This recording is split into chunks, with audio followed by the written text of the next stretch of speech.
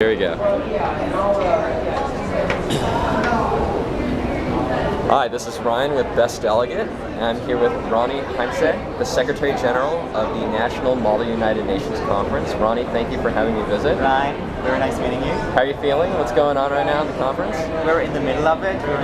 Everybody is excited. Today is the big day where most of the committees are going to vote. So everybody is excited, directors are excited, and delegates are excited to see how their papers pass. Okay, very cool. At opening ceremonies, you shared a bit about yourself, coming from East Germany in your speech. Yeah. But tell us, how did you get involved in Model UN, and where are you coming from? So I studied political science at the University of Bonn in Germany, and we had an NMUN class, and I was a participant once. I don't really recall, it's like 7 or 8 years ago, I guess. Might be 9. Okay. This is where I would start to feel old then. Okay. But of course, when I was first at the Great Hall of the United Nations, there was one thing that I recognized. I wanted to be back. And I felt like NMUN is one possibility to do that. And so I became a head delegate the year after. I applied to become a chair, so I, for the very first time, chaired the Security Council. Very nice. Here at NMUN. Yeah, and then I've become more and more involved over the years. Tried this and tried that, and today I'm the Secretary General, which is a big honor because I have a great team today that I have the pleasure to work with. Yeah, so that's how I made it to New York from far away Germany. Very nice. So you started by attending National Model UN when you were in college. Yeah, exactly. Undergraduate. Exactly. And now, what do you do in your full time? I graduated like 2 years ago, and today I work in quality assurance for higher education institutions in Germany. So I take like, how do we assure quality, how do we make it work? It's like Europe is all going through a Bologna process, a credit point system. That's my main job, so NMUN is what I do for pleasure. For pleasure. Business and then pleasure. Both educational. Yeah. I mean, the one thing is like, nobody likes the people who always ask the questions about how do you assure quality, because it takes a lot of energy, but it really matters. And so of course this was also something that I tried to implement here, like looking at how do things work out, is what we want to do really what happens, and our changes that we try to implement, because we make smaller adjustments every year to the conference as we believe this improves. Yes. But then to see, okay, let's do an experiment, try one or two committees, see how that works out, see if the delegates like it, see what's the faculty feedback, and then see if we can implement that for the rest of the conference. Very interesting. So you're taking what you've learned in the workplace, your professional background, and applying it to the conference. Yeah, a little bit. So I truly believe that this is one of the strengths of NMUN. It's all about peer education, and it brings together people with very diverse background. Yes. And if everybody can bring a little something, and if this is united, then it can be a good thing together. Interesting. And for me, this is my first time coming to National Model UN. I didn't have a chance to participate in college.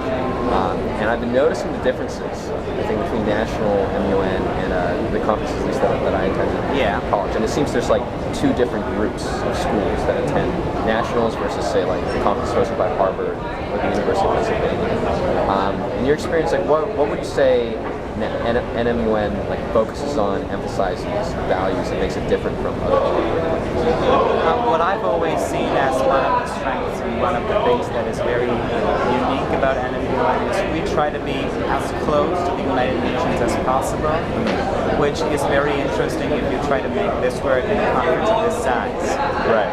Because of course the size brings lots of very, very good chances, lots of opportunities, because when it comes to delegate numbers, the number of people you're able to meet, that is really a big opportunity. And if you then try to be as close to reality as possible, and it's not always possible to do it exactly the UN style, because you have to make some adjustments. Right. What we simulate here is like a whole year sometimes in the UN in just 1 week, so there has to be a number of adjustments. Yes. But I think this is the unique part, that we still manage to be very, very close.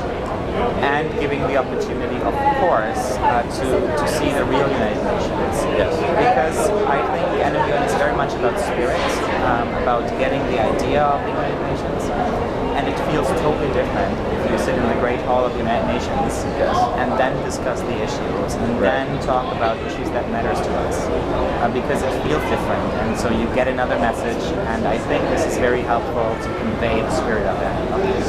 Yes, you definitely get that feeling when you're looking up at the ceiling of the Grand Hall.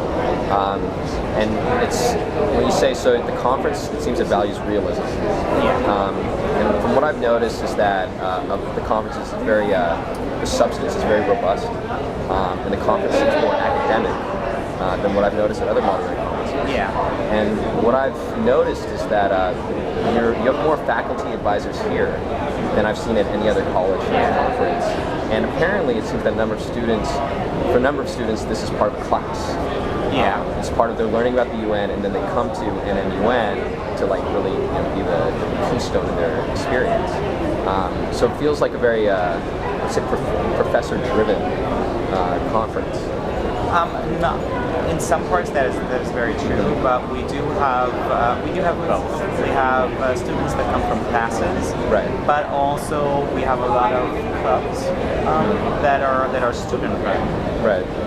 And again, there you see the differences because you see there is different ideas behind that. You see not a different level of preparation, but a different kind of preparation between the both. And a part of the learning experience for both groups, like those who come as classes and those who come as clubs, is like dealing with the others. And this is, I think, this is also one of the strengths that we have, because classes are run differently depending on the countries that you look at. Preparation of students coming from China is very different than preparation here in the US or back in Germany. And all these differences together, coming to one conference, create another learning experience that you wouldn't have if you would only have faculty-driven classes. And in my conversations with faculty advisors, what I feel they value very much is like that NMUN is a peer learning experience. So what they do is they prepare their students for the experience, and of course there is lots of substance you can learn about. You can prepare the topics, you can do the research about the foreign policy of the countries, but NMUN is a part of the experience is learning about the aspects that you cannot prepare for. You can learn how to negotiate, but doing it is something totally different, and you learn it while you do it. Interesting. And yes, I realize there's a mix of the classes and the clubs that come here, and it just seems that at the other conferences, it's almost exclusively the clubs going to the other conferences. And so, at least from what I've observed, that feeds into I think the differences, these two different groups of schools that tend to attend one set of conferences versus another. I definitely appreciate your thoughts. And I don't know if you're aware of this, but your delegates are the most active on Twitter that I've seen at any conference. They're all over Twitter whenever you search NMUN. I don't know what explains that exactly, but there's just like a lot of students on Twitter here. I think it's like because it's an option for them to also share what they experience here. Lots of them, I mean, we're in New York City, so it's an exciting place, and whatever you experience here is even more exciting than if you would do that in Bonn, where I live, back in Germany, simply because you're not like on Times Square. So that is a part of that, and of course you want to share, and Twitter is a very good thing. And as we can see in the last weeks and months, it's also very, very powerful if you want to spread your ideas. And I believe that people coming here are people who want to share their ideas, who have ideas, and who want to have feedback, and who think and believe that spreading what they experience and like getting feedback and receiving answers, and it's a community that is growing, and they use Twitter, and that's a good thing. I think it's been great. It's been really cool to see a lot of like NMUN delegates like tweeting the conference, sharing their experience. And for you, clearly you've put in a lot of time and hard work into preparing this conference, organizing it. Now it's being executed. You're in the middle of the conference now, and it seems like you've been doing Model UN for quite a while now. I was wondering if you could share with our readers, what does Model UN mean to you? Model UN for me was a life-changing experience when I was a delegate, and since I'm really convinced that, as I said in my opening remarks, where I was born, the country of Eastern Germany doesn't exist anymore, and I was very impressed by the change that happened there in '89, and it was all driven by people who believed that you can change something if you just want it, and you can do that peacefully. And NMUN for me is really the place where you can practice exactly this, where you can practice and learn how to negotiate, how to make friends, how to make connections that can maybe one day become very powerful. Because what NMUN today means for me is like lots of friends around. I have a team of roughly 100 people that I have the pleasure to work with, and some of them are really, really close friends.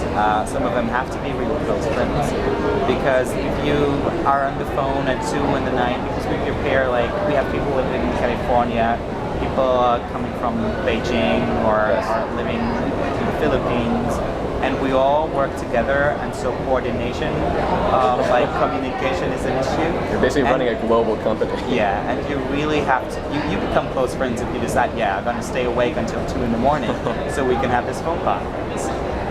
And so it's not about making friends here as well. This already started when I was a delegate, and it's even better now. It's very cool. It's very cool. Again, thank you so much for having me visit. Thank you, Ryan. Congratulations on your conference. Thank you very much. Happy to have you here. I hope you'll have the chance to walk around the floors a little more and get an idea of what we do. Awesome. Thank you. Thank you, Ryan.